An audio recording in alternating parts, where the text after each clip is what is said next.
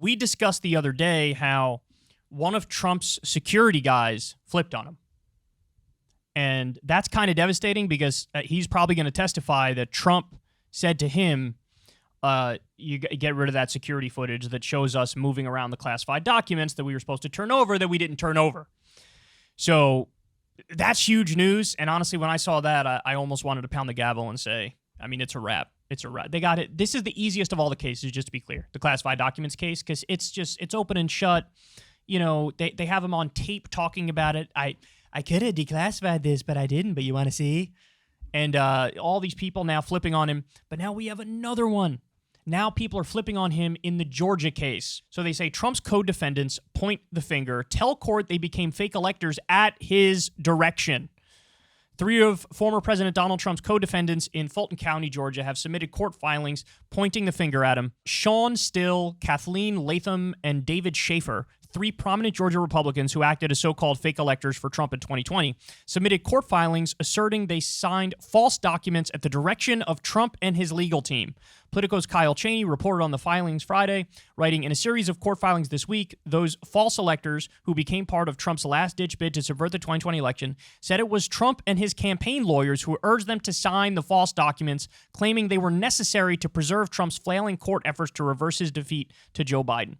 The 3 defendants' court filings argue they should be immune from state prosecution because they believed they were carrying out a federal function with the blessing of the incumbent president and a phalanx of his lawyers, Cheney explains. Trump and 18 co-defendants were indicted by DA Fani Willis on charges including racketeering and forgery related to their efforts to overturn the 2020 presidential election in the state. Top Republican officials in the state, including the governor and secretary of state, are expected to testify in the trial related to pressure Trump placed on them. So you have Republican state officials who are going to testify against Trump. Quote, Mr. Still, as a presidential elector, was also acting at the direction of the incumbent president of the United States. Still's attorney argued in a court filing Thursday seeking to move his case to federal court. Still is currently a sitting state senator. The president's attorney instructed Mr. Still and the other contingent electors that they had to meet and cast their ballots on December 14th. Cheney noted that the filings highlighted the strains and tensions between Trump and his co-defendants, which may very well intensify as the trial moves closer. They were duped. They were tricked. They were effectively told, like, hey, you're going to have to do this elector slate thing, but don't worry, we're only going to use it if it's proven that there was fraud and that, you know, we know Trump can win. If that's not the case, then we're not going to use it. They were lied to because Trump's team behind the scenes was like, we're going to use this no matter what. We're going to use our fraudulent elector slate. And by the way, in internal emails, they refer to it as fake electors sometimes and as fraudulent electors other times. One time somebody chimed in and was like, hey, we should probably use the term alternate or alternative in order to like skirt legal accountability here, but they were openly calling it fake electors and fraudulent electors. So these guys were duped. Donald Trump is idiotically not paying everybody's legal bills, which makes it way more likely that all these people are going to flip on him. That makes it way more likely. And I think that's exactly what's happening here. So these people are basically saying, look, I thought what I was doing was perfectly legal. I was told it was legal. I was told it would only be used in certain circumstances. That wasn't the case. So they're effectively trying to say, give me immunity. Yes, I was a fake elector, but I was duped into it. Give me immunity, and I'm going to come out there and tell the truth, which is it was Trump and his lawyers who instructed me to do this. Well, if you got all these people flipping on him, and in this scenario too, and by the way, again, he's not paying a lot of the legal bills for Jenna Ellis, for example, who's now, I think, a DeSantis person. He's not paying her legal bills. All these people are going to flip on him. Of course they are, because they want to keep their ass out of prison. And you know what? The DA is going to be more than happy to say, okay, fine, we'll give you immunity, but you need to speak at the trial, you need to testify, and we need to go after the big dog.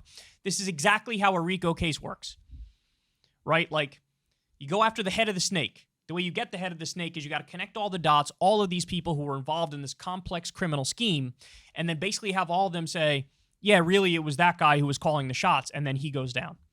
So look, the classified documents case, he's in a world of trouble. He is way in over his head on that front. But now, even in the Georgia case, the fact that all these people are chirping, again, I don't see a way out of it. The only question is the timeline. How quickly can you get this done? How quickly? Because ideally you get it done before the primary. I doubt that's going to happen, but ideally you would, so that you could get him out of the field and the Republicans can pick somebody else. But it might be that they pick him in the primary and then, you know, it's Trump from behind bars in a general election.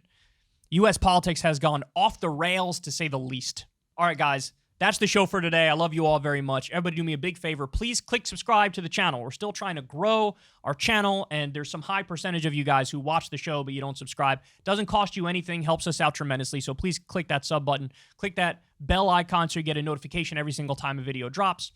Like the video if you're so inclined. Leave a comment, all that fun stuff. That certainly helps in the algorithm. It helps push the videos up in the algorithm. And remember, everybody, you can always support the show on Patreon, or you could tip through YouTube. I've never had a conversation with an advertiser. I've literally never done an ad read. I'm very proud of that fact. So you guys help build this channel from the ground up. You can support on Patreon. You can support by tipping on YouTube. And that's all I got for you guys, man. I love you all. I'll talk to you soon. Everybody have a great rest of your day. Hey, y'all, do me a favor and like and subscribe. It helps out big time in the algorithm.